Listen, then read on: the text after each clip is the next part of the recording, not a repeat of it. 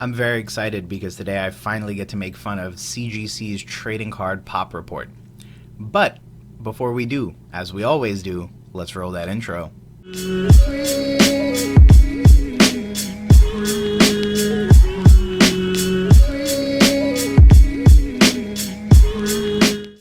Hey Gengar gang, what is going on?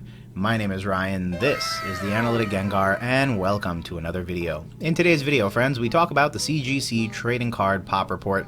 Obviously, links to all of this stuff will be down below. While you're here, if you like today's content, definitely feel free to leave a like, and hey, subscribe if you're not already. Easiest and freest way to help support me making fun of CGC and trolling people in the comments. But without further ado, let's jump right on into it. A couple random things that I should probably note ahead of time. Obviously, half of what I said is in jest. CGC is a very reputable trading card company and has quickly risen to, I would think, the top 3, if not the top 5 trading card grading companies. I personally have my reservations about CGC, and obviously that will influence my opinion on their particular grading services. I do believe that in the past, unfortunately, they've had a couple little hiccups. I find that the time that they came and introduced their trading card grading service is also a bit of a detriment to them, mainly because they introduced it when PSA and BGS shut down. Basically effectively at the same time as a bunch of other random grading companies did, and safe to say they've also had their fair share of drama. So personally, I hold off and hesitate on grading with CGC, especially anything super high value up till now, and a major part of the reason for that is all of the different reasons that I've listed. Obviously, I'm also significantly invested in PSA, and so that influences my opinion. However, all that said, of course, today's video is going to be as objective as I can possibly make it, and if I do end up making fun of CGC at any point, please let me know that down below in the comments, because you're only helping me in the algorithm. So, with all that said, let's jump right on in. Obviously, CGC has done 2 things. They have posted a post on their website that says, hey, we launched it. So we'll take a super quick look at this article, but realistically, I really just want to jump into the actual population report itself. So we'll do both. I'll show you guys how it works. I'll provide my honest thoughts and opinions on some stuff, and then we'll see where things go from there. So, the article starts off as, what collectors have been asking for is here at last. The population report is now live at cgccards.com, and it's ready to deliver the data you need to determine the relative rarity of cards graded by CGC trading cards. So, obviously population reports are very valuable for one reason and one reason only, and that's because they give you an overview of how many cards have been graded and how many cards have been graded of a particular grade. And that becomes very important because if a card has many PSA 10s, for example, we can extrapolate some reasonable assumptions about the card, such as, but not limited to, how easy it is to grade a PSA 10, the print quality of a particular era or set of cards, as well as the general rarity, meaning the lesser you see, there is a good likelihood that, especially if it is a very popular Pokemon or a very popular card or set, that it is incredibly difficult to either pull the card, obtain the card, and then submit the card to get graded. Now, CGC claims that it's going to be user-friendly, easy to navigate on a phone, a tablet, a computer, and it's a powerful tool that provides an up-to-date catalog of trading cards, blah, blah, blah, blah. At launch, the CGC Trading Card Pop Report is going to include Pokemon and Magic. So that's an important thing to note, is that it's only going to contain Pokemon and Magic. Things like Yu-Gi-Oh! Are not going to be included on there, and neither will things such as, including Digimon or Dragon Ball Z, which we do know are also on the rise and are presumably also being included in the population report. From a technical perspective, it does sound like the population report is going to get released out in stages. So, obviously confirmed in quite literally the next sentence. Way to go, Ryan. But new games will continually be added as more cards are certified. So probably just makes sense to wait until enough Digimon cards are actually submitted to CGC and graded, such that, you know, they have the ability to actually go and publish meaningful numbers and statistics on this stuff. Collectors will find counts of overall grades with subgrades when applicable for every card certified, from base set and alpha sets to the latest series of the game, as well as promos, starter deck, test print, and oddities. And that's actually one of the things that CGC has staked a claim on. So particularly in the realm of either error cards or prototype cards or test print cards, this is where CGC really shines. And a very good example of this is the Protostoys. That was graded by CGC, obviously a card that PSA or BGS didn't want to grade for a variety of reasons. CGC was able to, you know, come up with the necessary expertise, make a determination on the grade and quality of the card as well as its authenticity, and then go ahead and grade it as a CGC card. Oddities, I assume, but, you know, can only do so within a certain level of comfortability, that oddities would relate to things like inadvertent early release cards, miscut cards, and things of the sort. Obviously that is one of the things that I pointed out a little bit earlier in this video, especially in the intro and my disclaimer section, where I basically said, you know, CGC has in the past landed themselves in a little bit of hot water over stolen Pokemon cards that they've chosen to grade that other, you know, quote unquote, more reputable places would have not graded. And that's one of the things that the community has kind of pointed out, is that most times a quote unquote inadvertent early release is not going to be an actual inadvertent early release.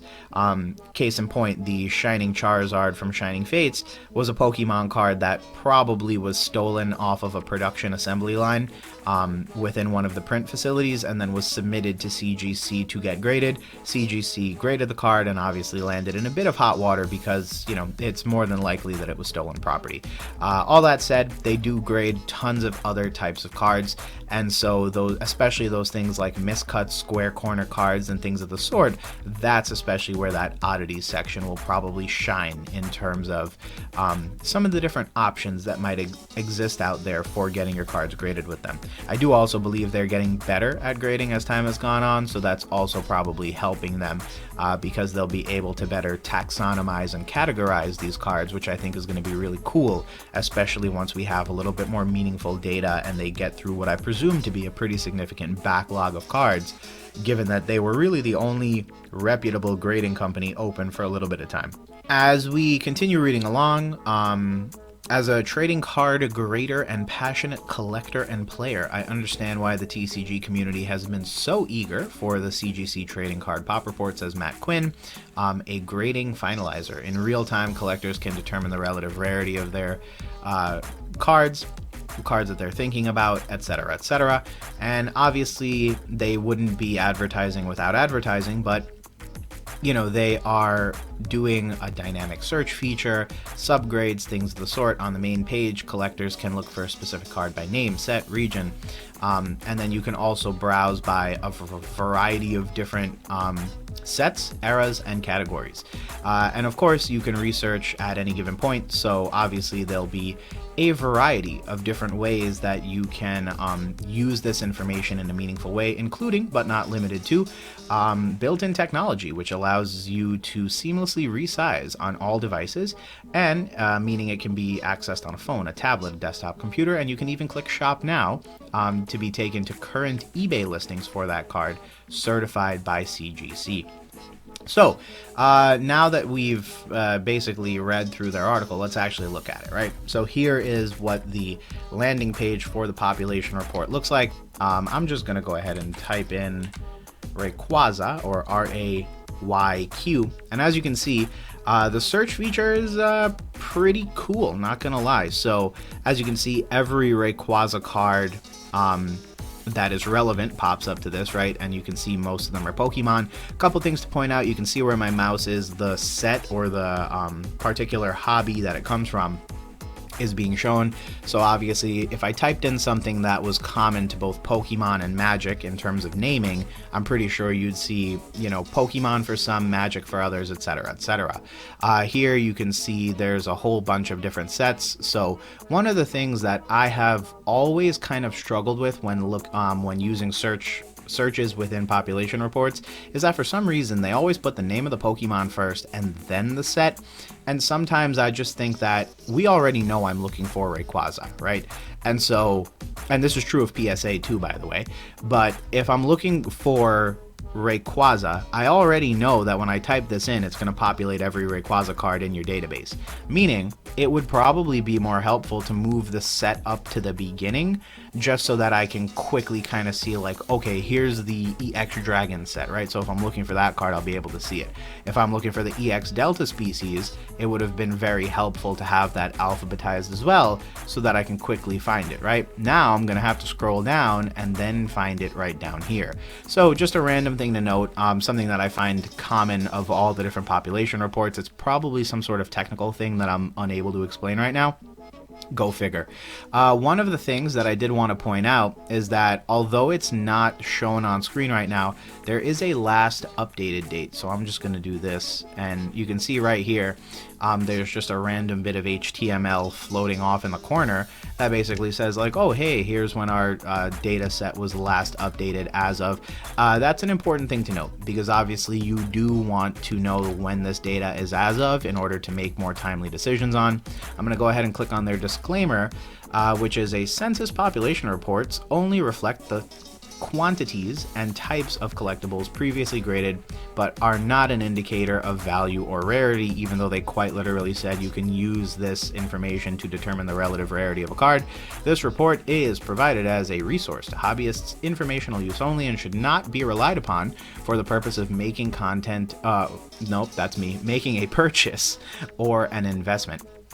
The CGC companies make no representation or warranty concerning the accuracy or reliability of information contained within. I think that is a bit of a statement.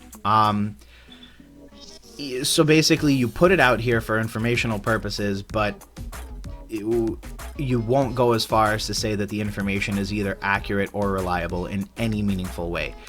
That could be concerning. And I think that's a bit disheartening, because you literally put it up here for us to use and then say, hey, we're not taking responsibility if the information's wrong. So that's interesting. Now, in terms of counts, one of the things that I think is cool is that they have gone ahead and noted the number of cards that are graded. So you can see 1.357 million Pokemon cards have been graded, 64,091 Magic the Gathering cards. Interesting to note. A couple of years ago, so 2019, which is 3 years ago at this point, PSA certified their 1 millionth Pokemon card. So just stop and think about the craziness of how insane this hobby has grown over, the past, give or take 4 years. If you're thinking about it, PSA had been open since the 90s, right? They finally started grading Pokemon cards, and they crossed the 1 millionth Pokemon card threshold in 2019. Safe to say, Pokemon cards in English existed since 1990 or thereabouts, 1999 or thereabouts. So in 20 years, it took them 20 years to get to 1 million Pokemon cards. CGC opened up during the pandemic and during one of the craziest years for Pokemon in recent history. And in just 3 years' time, not even, because they opened up, if I recall correctly, during the summer of 2020, and here we are in early spring 2022.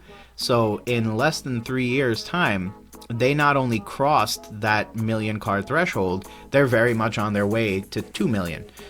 So what's interesting is that that's another very interesting data point, because you can obviously see that they picked a very good time to open up shop and start grading Pokemon cards. And I think a very important reason behind that was because PSA and BGS were closed down due to the COVID summer and just being inundated with hobbyist submissions. And so obviously CGC was able to take advantage of that and grade a pretty significant number of trading cards. Now, if we click on any of these, what you'll see is that the first thing that you'll note is that it's sorted by era. I think this is a very good way of grouping things, and I think one of the reasons why it's important to group things this way is because there's obviously always going to be different ways to slice and dice this stuff, right? You can just do it very firmly, like, hey, here is the Sword and Shield era, or here is the EX era. But some people also think of things in a little bit more of a non-linear term. So if you're thinking about it, you know, Neo and E series are both Generation 2, but I like the fact that they kind of split it out into two, because if we're thinking about it logically, you know, the Neo series takes into account all of the Neo sets, and then you have the E series, which includes things like Expedition and Aquapolis, and they kind of maybe should be separated into their own separate sideshow. What's also cool is that starting in Generation 4, and again, something that's not really kind of shown, but I can very quickly and dynamically resize this.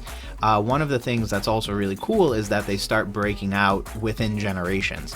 So Diamond and Pearl, Platinum, Heart Gold and Soul Silver. So it's not just Generation 4, but you can kind of very quickly navigate to which of the particular items you want. And what's interesting is that you do get total counts here. So I think this is another very interesting item, because obviously it gives you a great opportunity to kind of see like what's getting graded and when it's getting graded.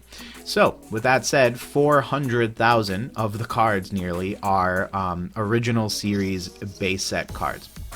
I'm going to pick those just for demonstration purposes, and obviously as I click and I start scrolling, a couple things to note. You'll see the first edition, the Shadowless, the Unlimited, which is pretty helpful. You'll also see things like the Japanese sets or the non-English sets like Dutch and French, as well as the different variants, so that's pretty good. Obviously you get the cards graded, so you can very quickly also scroll and kind of find like what's getting graded where. So of those quote-unquote original series Pokemon cards, bear in mind there were close to 400,000. Let's take a look at the first edition cards that are getting graded here. There's only 21,000 of those, right? So that's an important thing to note. Although the original base set is getting graded 400,000 times, if we're looking at the English first edition base set, the OG cards that everyone, you know, froths over, there's only 20,000 of those. So do bear that in mind. Obviously, as you're scrolling down, you'll see what other numbers kind of figure into and add up to that 400,000. So 63,000 of those cards are base set unlimited English. We're obviously going to click. I'm curious what happens if I click on the number. Okay, so if I click on the number, I get there. Now I'm going to go back super quick and I'm going to click on the English. Okay, so joke's on you, because regardless of whether you click on the this or the this, they're both hyperlinked. They both bring you to the same place. So here now you finally have your first edition base set look, right? So now you can finally get in here. One of the things I really applaud CGC for is this cursor. So if you're looking at this cursor, what ends up happening is as you move it across, it kind of moves dynamically with you. I think that's pretty cool, because it just kind of helps you to track in and find the stuff down, right? Another thing to note, they go as far as to say hollow gray stamp, hollow gray stamp, hollow. So that's pretty cool.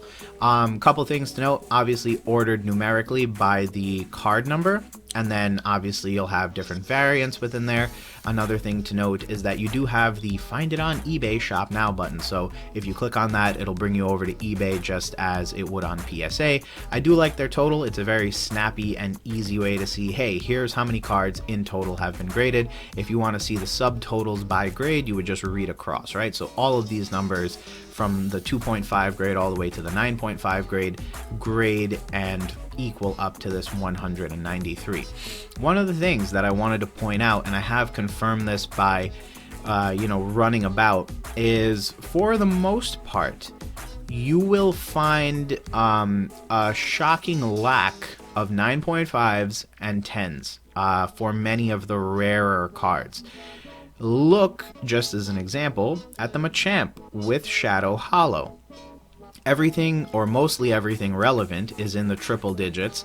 Obviously the 9.5 is 15, but then compare that to the Charizards, and what you'll find is that the numbers are actually a bit shocking. So I call that out and I make note of that for a reason that I'll get into in just a little bit. But as I scroll, one of the things to note is that the entire set is not shown on one page. That is something on the PSA site that I've come to love, because you can just simply scroll all the way down. On this particular site, what ends up happening is if you want to click, you're going to have to click through using the arrows. CGC, if you're watching this video, add the little clicky on the top as well, so that I don't have to scroll all the way down to move to the last page, or something of the sort. I think it'd be helpful to just kind of have it on both sides. And then I'm going to flip back and I'm going to pick a different set. I'm going to do EX, and yeah, let's do Deoxys. And this will hopefully also help me make my point. Obviously, I can click and do that, and then I get to the very last page, right? And here we are, and here's another thing that I wanted to talk about. Obviously, another major big card in the Pokemon TCG hobby from the main English sets is Gold Star Rayquaza. Notice, no 10s, no 10s, not even 9s. You have 4 9s. If I click on this, what you'll see is we'll get the relevant subgrades. So you'll see final grade of 9, and then here's how those cards broke out. They got centering of 9, surface of 9.5 and 8.5, or so you have like a true 9, and there were 2 of them that graded true 9s. You have 1 with this particular grade, and then you had 1 submitted with no subgrades. It was just a 9, and then your total grade is 4. So something to think about, something to consider. I do think that's pretty snappy. The ability to drill down all the way to the very specific nitty-gritty details, I applaud that. If we're looking at the EX series in general, perhaps non-surprisingly, you do get some pretty decent numbers. None of these are submitted with the same volume and capacity as the base set stuff is, but something else to consider. And then if I do this yet again, we'll end up right where we want to be, which is the Mew and Charizard Holo. Again, case in point, plenty of 9s and 8.5s and all the way down to 1s. No 9.5s, no 10s, no 10s. Now, with all of this said, I wanted to call out a few things. Again, CGC has done a really good job of kind of designing a website that I think will be really, really useful to CGC grading enthusiasts, and I think that's pretty neat because all things considered, you'll have the ability to get your head around how unique your card is. One of the things that CGC does that PSA doesn't is the very particular subgrades. BGS does it, but it's a pain in the neck with BGS because they're kind of all over the place. So I applaud CGC for deploying this stuff so reliably and so snappily. One thing to note is that obviously their UI is very clean and it's very easy to understand and kind of work with this data. So I think that's another cool thing. It does kind of worry me that their disclaimer is quite literally everywhere, and it, is standard language that says, hey, we can't really testify to the accuracy or reliability of this information. So basically saying, even though we published this stuff and went through the effort of creating it for you, we don't stand by it if push were to come to shove, which I think is a bit disheartening. Now, the one other thing that I wanted to call out is that I've made kind of the point to show these columns are usually pretty empty.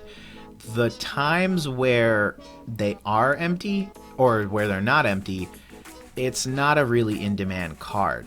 And I think that is an interesting thing. Now, many people have stated that CGC is very tough on their 10s, and so as a result, you should see very little to no trading cards ever in that category because it will be such a hard grade to attain. I care to counter that the opposite may be true as well, and the opposite would mean that people are not yet submitting those types of cards to CGC with the intention of grading them. It's been long argued, but pretty commonly known that a PSA 10 fetches a market premium, and then a Beckett Black Label fetches a market premium. CGC hasn't been around long enough such that their perfect 10 or their pristine 10 would also fetch a market premium when sold at auction, and as a result, I'm sure there are cards out there, especially for, Beckett Black labels, that could cross and perhaps obtain either pristine 10 or perfect 10 grading with CGC. But it might not be CGC being so tough on cards that they never attain that grade. I think part of the reason why we don't see it represented here is because people do not have the necessary trust and faith that their cards will carry the same market premium if they were with CGC or Beckett, and I think, with PSA or Beckett. So, just a additional, train of thought to kind of put out there, because I know a lot of people are CGC fans. Obviously, you should pick what you think works best for you. Obviously, CGC has a lot going for it in terms of overall expertise, and I do think over time they will continue to build and really kind of flesh out this particular population report and the way that it works, and I think they've done a great job of kind of establishing it to begin with. So it'll be really interesting to see how this kind of goes, especially now that we can finally take a look at some of the big hitters within a particular hobby like the Neo Lugia, and then really kind of take a look and say, hey, how are they doing? How are any cards crossing and getting these bigger grades? And if so, is it because people genuinely have faith in CGC and they're finally making the jump and putting some of their largest investments and most valuable cards in this particular grading company's hands?